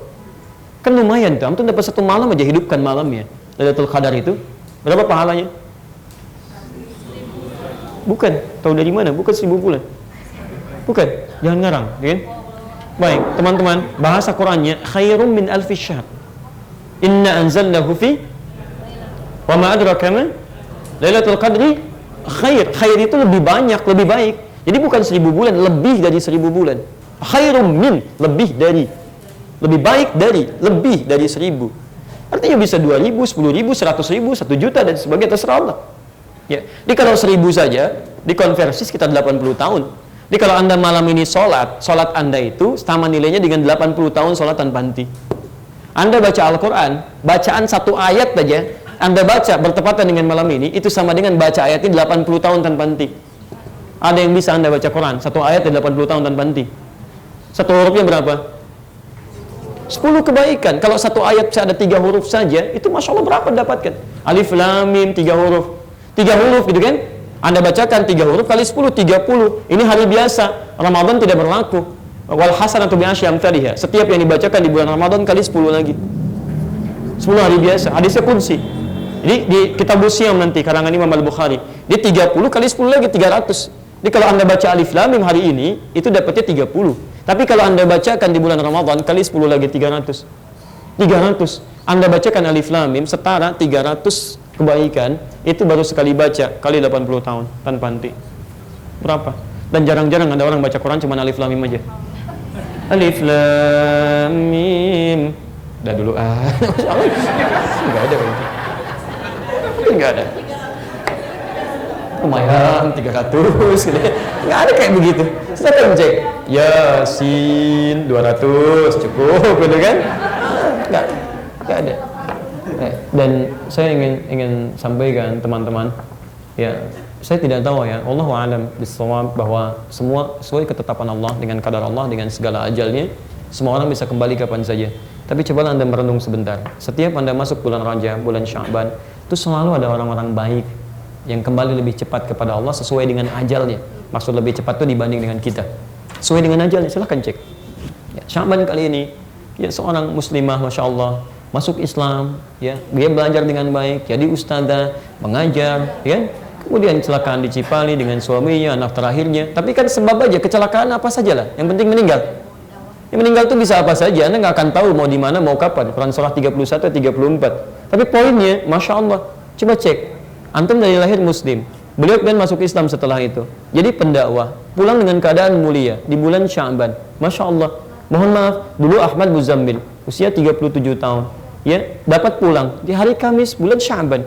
Ya, habis sholat subuh, tidak mendapatkan Ramadan sesuai dengan ajalnya. Barangkali menurut Allah sudahlah, kamu ini sudah banyak bekalnya, pahalanya sudah banyak, gitu kan? Ustaz Ja'far baca Al-Quran, gitu kan? Selesai baca Al-Mulk, meninggal dunia dalam keadaan yang sangat tenang, nggak mendapat Ramadan. Barangkali menurut Allah dipandang cukup bekalnya, kamu sudah cukup, sudah selesai, pulang, bekal kamu banyak. Ini kamu hadi hidayat, yang lainnya macam-macam, masih butuh Ramadan tahun ini. Jadi kalau Anda diberikan Ramadan tahun ini, masih belum Anda maksimalkan juga, Anda butuh Ramadan berapa lagi? Dan yang paling aneh itu kita sadar bahwa banyak kurangnya. Kalau dikatakan banyak pahala, tidak. Merasa banyak dosa, iya. Kalau Anda sadar banyak dosanya, kenapa Anda tidak memburu pahala untuk menghilangkannya? Jadi kalau yang dulu-dulu sudah banyak yang sia-sia, sisanya jangan disia-siakan lagi. Kan aneh, orang merasa dulu banyak yang sia-sia, diberikan kesempatan masih disia-siakan. Makanya tidak sedikit orang yang nanti menghadap Allah minta kesempatan untuk kembali. Ada di Quran surah 63 ayat 9 sampai 11. Fa asaddaqa wa aqum minas salihin. Ya Allah, berikan kesempatan Allah sejenak ya Allah untuk balik lagi mengerjakan amal saleh. Maka itu, ini ada kesempatan. Kita nggak tahu Ramadan dapat atau tidak. Tapi kita ada di bulan Sya'ban, maksimalkan betul. Malamnya kita hidupkan, silakan. Baca Quran nggak ada masalah. Ayat apa saja, surat apa saja, nggak harus dibatasi. Mau baca Yasin, silakan. Al-Baqarah, silakan. Ali Imran, silakan. Yang tidak tepat itu Anda batasi. Yang benar itu cuma Yasinan. Misalnya kan, baca 3 kali dan sebagainya. Tidak, yang lain benar. Ya, Anda mau Yasinan, silakan. Yang lain Baqarahan. Yang ini Ali Imranan. Itu An-Nisa'an. Bukti saya mau baca Yasin, Yasinan. Kalau kamu apa? Saya An-Nisa'an aja. Masya Allah. Saya Ali Imranan. Ya, kalau papa apa? Baqarahan. Masya Allah. Ada masalah. Ya. Silakan hidupkan malamnya. Anda berzikir dan sebagainya. Ada masalah. Ya, pokoknya begitulah ya. Baik. Jadi ini maksimalkan. Dan saya berikan kabar baik ya. Saya berikan kabar baik. Saya mau berakhir kisaran 15 menit lagi. Perhatikan. Kabar baiknya, setiap amalan yang dikerjakan di bulan Sya'ban itu tidak sekedar dicatat, tapi langsung dibawa naik, disampaikan kepada Allah oleh para malaikat. Allah itu sudah tahu, sudah maha tahu sebelum disampaikan, akan dikerjakan, setelah dikerjakan, semua diketahui oleh Allah. Tidak ada yang luput dalam pengetahuannya. Tapi yang paling penting, An-Nasa'i nomor hadis 2357 ini. Ketika Usama bin Zaid bertanya pada Rasulullah, ya, lima waraka, kenapa saya sering lihat Anda puasa banyak di bulan Sya'ban? Ya? Apa kata Nabi? Lihat kalimatnya. Dzalika syahrun yaghfulu fihi an-nas. Itu adalah bulan yang sering orang lalai untuk mengerjakan amal saleh. Taib, karena Rajab biasanya berangkat ibadah, Ramadan ibadah, Sya'ban mulai istirahat. Sehingga tidak ada persiapan ke Ramadan. Tapi yang paling menarik, lihat kalimat setelahnya. Wasyahrun turfa'u fihi al-a'malu ila rabbil alamin fa uhibbu an yurfa'a 'amali wa ana sha'im. Dan di bulan itu, khusus bulan itu amalan-amalan itu setiap dikerjakan diangkat, disampaikan, disebutkan kepada Allah. Nah, baik disebutkan kencang kayak tadi ataupun tidak, itu sama, diangkat. Jadi kalau ya nggak apa-apa, itu bahasa anak-anak ya. Jadi kalau misal kita baca Al-Qur'an tadi ya, satu hurufnya berapa? 10 kebaikan. Anda baca di bulan Rajab misalnya, atau Jumadal Tsani, Jumadal Akhirah, ya, atau di bulan Al-Muharram, itu bacaan Anda hanya akan dituliskan. Alif Lam Mim, 3 huruf, 30 kebaikan. Dituliskan di kitab Anda khusus. Nanti di akhirat ditampakkan, diperlihatkan pada kita pahala kita. Faman ya'mal mithqala dzarratin khairan yarah. Yang baik diperlihatkan. Bahkan kitabnya juga ditunjukkan, dipegang oleh kita. Quran surah 17 tadi, ayat ke-13 sampai 15, kan? Iqra kitabak kafa bi nafsika al-yawma 'alaika hasiba. Ini kitab kamu, silakan baca. Cukuplah hisab kamu terjadi saat ini sesuai dengan amalan kamu. Anda pernah baca Quran sekian ayat, dituliskan, Anda pegang. Tapi demi Allah saya katakan, lewat lisan Nabi, Sya'ban tidak. Begitu Anda baca Al-Quran, misal Anda bacakan begini, Alif Lam Mim, seketika bukan hanya dituliskan, tapi disampaikan oleh para malaikat. Ya Allah, si fulan baca surah ini. Ya Allah, si fulan bacakan ini. Ya Allah, si fulan kerjakan ini. Ya Allah, Masya Allah. Itu berebut nama-nama hamba Allah yang beramal disebutkan di hadapan Allah. Saya mau gambarkan gini ya. Kalau ada situasi seperti ini, saya panggil 1-2 anak. Si fulan, maju. Bapak ibu sekalian, Masya Allah, ini anak-anak yang sangat baik, mengerjakan ini, contoh bagi yang lainnya. Kira-kira senang gak anak itu? Senang. Orang tuanya senang tidak? Luar biasa senang. Jadi bayangkan, disebutkan di hadapan manusia saja begitu senangnya. Gak usah disebut, dituliskan di majalah. Anda bikin buletin misalnya kan, tuliskan, keluarga teladan, begini, sebarkan ke masyarakat, diketahui. Masya Allah, jadi contoh bagi yang lain. Senang tidak? Senang, padahal mungkin itu cuma buletin RT yang bikin Anda juga gitu kan, dan sebagainya, dibaca di lingkungan sekitaran. Tapi ada perasaan bahagia di situ. Ya, ketika nama kita disebutkan dalam kebaikan. Maka bagaimana ketika nama Anda disebut di hadapan Allah Subhanahu wa taala? Ya Allah, si fulan begini, ya Allah, si fulan begini, ya Allah, si fulan begini. Nabi saja itu berlomba untuk bisa disebutkan. Kata beliau, fa uhibbu an yurfa amali wa ana shaim. Saya sangat bahagia ketika saya disebutkan nama saya, diangkat amalan saya sedang puasa. Karena kenapa Nabi pilih puasa? Karena umumnya orang-orang puasa akan cenderung mengerjakan amalan lebih banyak dibandingkan dengan yang tidak puasa. Silahkan, sunnahnya bisa kerjakan, baca Qurannya dilakukan dan sebagainya. Sehingga ketika dikerjakan banyak disebutkan, ya Allah si fulan. Pertanyaan saya, sampai hari ke-13 ini, amal apa yang sudah Anda kerjakan sehingga nama Anda disebut di hadapan Allah Subhanahu wa taala? Itu poinnya. Nah, jadi teman-teman sekalian, ayo maksimalkan ini. Terakhir saya tutup. Amalan terakhir yang tidak terbatas dengan siang dan malam. Dan di sini perjumpaan kita berakhir untuk pertemuan kali ini. Namanya adalah sedekah. Namanya sedekah. Apa itu sedekah? Baik, kalau tidak tahu katakan maka sedekah.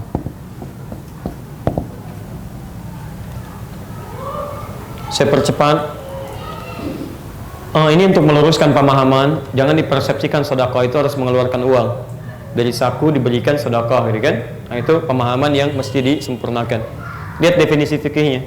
Kullu ma'rufin sedekah.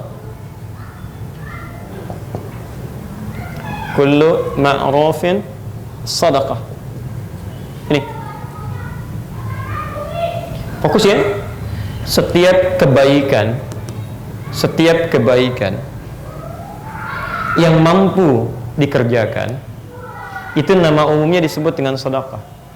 Apapun kebaikan yang dimaksudkan. Di setiap kebaikan, amal baik yang mampu dikerjakan disebut dengan apa? Sedekah. Baik, biasanya dibagi pada 3 sampai 4 bagian. Ada yang bisa dilakukan dengan harta, kedua bisa dengan tenaga, ketiga bisa dengan ide. Kalau nggak ada ketiganya, minimal bisa memperbanyak senyuman kebaikan. Misal, sedekah dalam bentuk harta, wujudnya pertama bisa zakat misalnya. Zakat itu termasuk bagian sedekah. Ingat, nama umumnya sedekah, bentuknya apa satu? Zakat. Perhatikan, ketika Anda diperintahkan mengeluarkan zakat, maka bahasa Qurannya menggunakan kata sedekah. Quran surah 9 ayat ke-60. Innamas sadaqatu lil fuqara wal masakin wal 'amilina 'alaiha wal mu'allafati qulubuhum wa fir riqab wal gharimin, kan? Wa fi sabilillah wa ibnis sabil. Kata Allah, sungguh, lihat kalimatnya, zakat disebut sedekah karena punya kebaikan-kebaikan yang nilainya luas. Sungguh zakat itu hanya boleh dikeluarkan pada 8 golongan berikut. Ketika menyebut zakat, disebutkan yang kalimat sedekah untuk menunjukkan bahwa ketika Anda berzakat itu ada nilai kebaikan yang luas manfaatnya bagi banyak orang. Mengerti sampai sini? Nah, artinya apa? Kalau sudah masuk ke bulan Sya'ban ini, Nabi menggalakkan kita banyak bersedekah. Itu Masya Allah. Mohon maaf, kalau Anda sudah punya batasan untuk zakat di bulan ini, jangan tunda ke Ramadan. Keluarkan. Karena ada pikiran sebagian orang, ya nanti aja sekalian Ramadan. Ya, pahalanya lebih banyak lagi, dilipat gandakan, sehingga zakat yang harus dikeluarkan ditunda dikeluarkan saat Ramadan. Ini pemikiran yang menurut saya kurang tepat. Hati-hati ya. Begitu Anda tunda-tunda, berharap-harap dikeluarkan di Ramadan, ternyata 1 menit sebelum Ramadan meninggal. Bisa, dan itu belum dikeluarkan, dan biasanya sensitif. Kalau ahli waris tidak tahu itu bagian dari zakat, dibagi menjadi warisan, itu bencana nantinya. Ya. Jadi kalau Anda punya kewajiban zakat, sifatnya sudah wajib dengan kadar tertentu, kemudian di waktu tertentu, ya, sudah mencapai batas-batas waktu, haul, dan nisabnya ada, keluarkan. Ya. Tapi tidak harus mutlak dihabiskan. Lihat, yang mana yang berhak mendapatkan sesuai porsinya. Kalau masih bertahan sampai Ramadan nanti disebarkan lagi, nggak ada masalah. Tapi di sini, ketika masuk kewajiban zakat sampai di bulan Sya'ban, keluarkan. Paham? Baik, zakat itu hanya dikeluarkan oleh golongan tertentu ketika sampai masa tertentu dengan batas harta tertentu. Tapi kadang orang bertanya, ya Allah, saya belum sampai batas hartanya ke situ, tapi saya pengen beramal soleh, sedekah dengan harta. Dengan apa caranya? Maka turun yang kedua disebut dengan infak namanya. Infak. Infak itu bisa lebih luas. Ya. Zakat ada batasannya. Ya, sampai sekian, misal 40 juta, 2,5% keluar sekian, kan? Tapi kalau infak tidak. Anda mau punya banyak, mau punya sedikit, gak ada masalah. Ya, Quran surah ke-3 Ali Imran ayat 134, posisi paling kanan sebelah pojok. Alladzina yunfiquna fis sarra'i wad dharra. Ada orang infak dalam keadaan dia lapang, kasih banyak. Ya, dharra juga ada masalah. Punya 1.000 mau infak, ya? Masukkan kotak, berikan orang yang lapar dan sebagainya. Gak ada masalah. Silahkan, mungkin di jalan-jalan Anda temukan orang butuh dan sebagainya. Silahkan, galakan ini. Ya, infak. Tapi ini saya mau tekankan sebentar ya. Infak dibagi dua, hati-hati. Lihat praktikalnya. Kadang-kadang suka tidak tepat sini. Infak dibagi dua. Satu, ada infak wajib. Di Quran surah keempat ayat 34, posisi paling kiri sebelah atas. Infak wajib, yaitu infak suami, ayah kepada istri dan anak-anaknya. Ar-rijalu qawwamuna 'alan nisa bima faddalallahu ba'dahum 'ala ba'din wa bima anfaqu min amwalihim. Laki-laki telah dilebihkan dari sebagian hamba yang lainnya. Ya, dan diberi kemampuan oleh Allah untuk mencari infak, disingkat dengan nafkah. Nafkah itu singkatan dari infak. Nah, jadi ada nafkah wajib, infak wajib. Bentuknya pemberian suami kepada istri atau ayah kepada anak-anaknya. Nah, di bulan Sya'ban, Pak, tingkatkan infak itu pada keluarga. Ya, jangan senyum dulu deh. Masya Allah senyum. Pulang dari sini, Masya Allah, Papa, kata Ustadz Adi, awas dia. Masya Allah, besok gak diundang lagi saya. Baik, maksudnya bukan itu. Bukan konteks uang belanja ditambah, gitu kan? Bukan konteks sana maksudnya. Maksudnya, mulai Anda tingkatkan infak-infak kebaikan di bulan Sya'ban ini terkait dengan persiapan Ramadan. Coba lihat, barangkali istri Anda punya mukena nggak pernah diganti dalam bulan setahun ke belakang. Jilbabnya, anak-anak nggak punya pakaian untuk persiapan tarawehnya, sarungnya, kokonya, dan sebagainya. Maka Masya Allah cari sekarang, Anda kumpulkan, kemudian Anda berikan pada keluarga. Ada sini sayang, semuanya mama sini. Masya Allah, Allah telah berikan rezeki pada kita. Alhamdulillah, Ramadan tahun ini kita akan mulai taraweh pertama dengan pakaian baru dengan izin Allah insya Allah. Ini punya ade ya, ini punya papa ya, kita semuanya. Yuk kita nikmati taraweh pertama karena Allah. Ini rezeki dari Allah. Anda menyiapkan pakaian untuk lebaran aja gitu kan? Yang ibadahnya sudah nggak ada masalah Anda bahagia dengan pakaian baru. Tapi yang jadi persoalan, Anda nyiapkan lebaran, pakai pakaian baru. Untuk apa? Untuk dilihat. Siapa yang lihat? Orang. Ya? Sedangkan Anda ibadah yang lihat Allah. Kenapa Anda tidak senang dilihat Allah menggunakan pakaian yang baik? Maksimalkan. Ya, maksimalkan. Dan kalau mau Anda berikan, prioritas pertama itu 5 orang. Ya, terus orang tua. Ada di Quran surah kedua ayat 215, posisi paling kanan sebelah bawah. Yas'alunaka madza yunfiqun qul ma anfaqtum min khair falil walidain. Masya Allah, cobalah sedikit nabung untuk orang tua. Anda mungkin sudah cukup. Ya, kirimkan mah, ini nanti ya, mau kena untuk persiapan tarawih pertamanya. Pak, ini ya, mushaf yang di rumah kayaknya harus papa gunakan yang ini untuk penyesuaian ini lebih bagus lagi insya Allah. Cari pahala dari situ.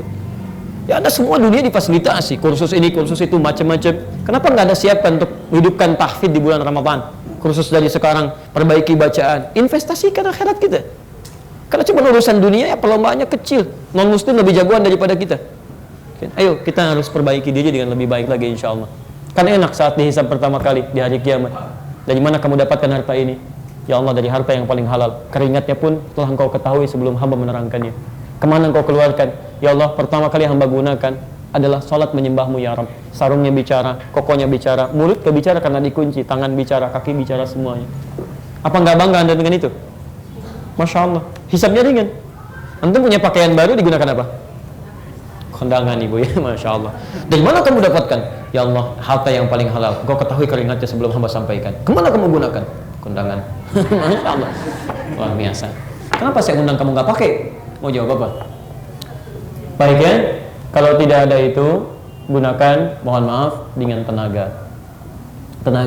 Infak itu ya sifatnya, mohon maaf, infak hanya harta saja, tapi sedekah bisa dengan tenaga. Tidak harus semua dengan uang. Pulang dari sini ada yang semacam sampah-sampah macam-macam, nggak harus tunggu panitia. Itu ambil, simpan tempat sampah. Kadang-kadang unik tuh, Allah berikan pahala kepada kita malah nggak pengen. Sampahnya diperlihatkan ketika kita ini ruang lain. Mas ini mas ya, ini ruangan harus bersih. Masa mas biasa begitu? Ambil, ayo simpan ke tempat sampah. Ini buat antum sayang, kalau Sya'ban ambil aja. Ya, sepanjang kaidahnya umum, ambil. Kecuali memang pekerjaan khusus gitu kan. Antum ambil, simpan, dan pahala banyak. Ide yang terakhir, Pak mohon izin ya, antum kan suka ada di DKM dan sebagainya. Dan Ramadan itu adalah ladang yang di saat Sya'ban ide kita bisa ditampilkan.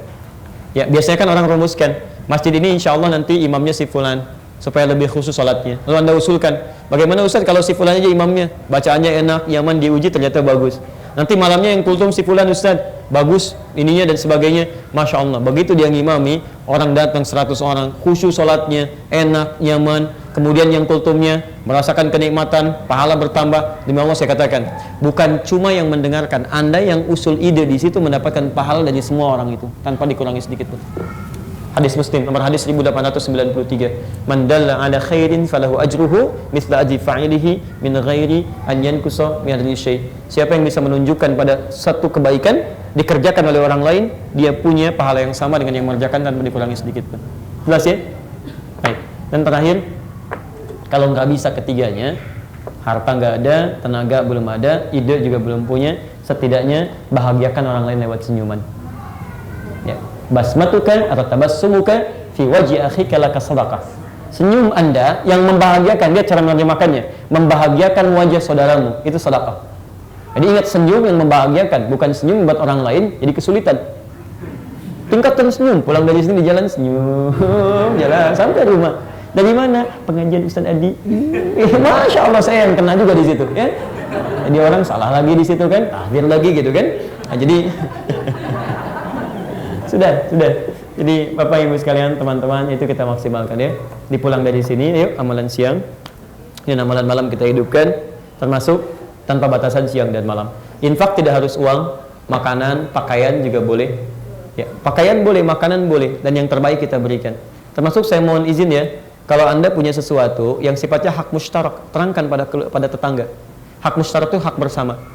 Hak bersama. Ini rumah Anda, di sini rumah tetangga misalnya.